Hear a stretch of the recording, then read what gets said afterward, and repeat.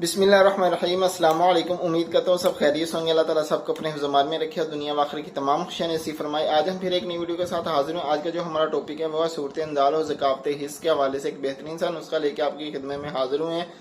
तो सबसे पहले तो हम ये समझेंगे कि ज़कात हिस्स और सूरत अंजाल में फ़र्क क्या है।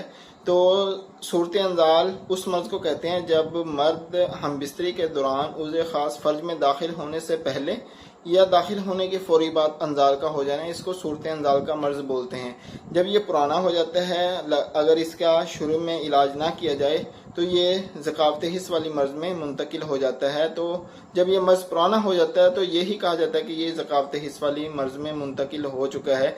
तो ज़कात हिस्स वाली मर्ज में ये होता है कि अगर कोई फोश फिल्म भी देखता है तो इंतशार नहीं होता है लेकिन अंजाल हो जाता है। हमारे पास कुछ मरीज ऐसे भी देखने के आए हैं कि बाइक चलाते हुए या वैसे बैठे हुए उनको अंजाल हो जाता है।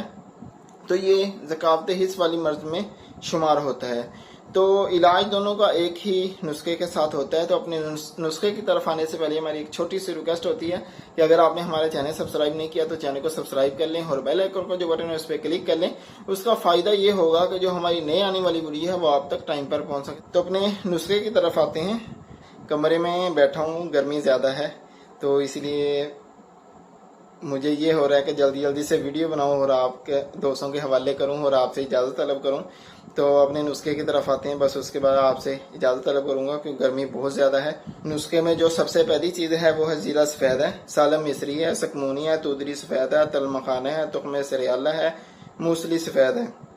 तो इन तमाम अद्वियात को आपने बराबर वज़न में ले लेना है।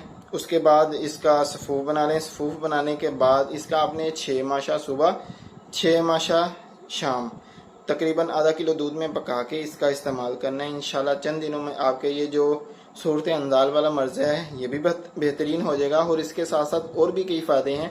वो ये कि अगर आप हाई ब्लड प्रेशर के मरीज़ हैं तो अब भी उसमें भी फ़ायदा देगा, आपके ब्लड प्रेशर को कंट्रोल करेगा। उसके अलावा या आपको सुजाक वाला मर्ज है या पेशाब के बाद जलन होती है तो उसमें भी बहुत बेहतरीन है।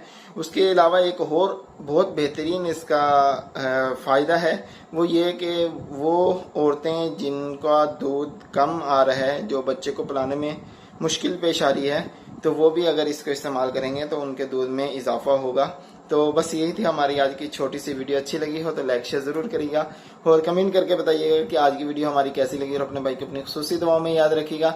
अगली वीडियो तक के लिए इजाज़त दीजिएगा और अपना बहुत सारा ख्याल रखिएगा। अल्लाह हाफिज़।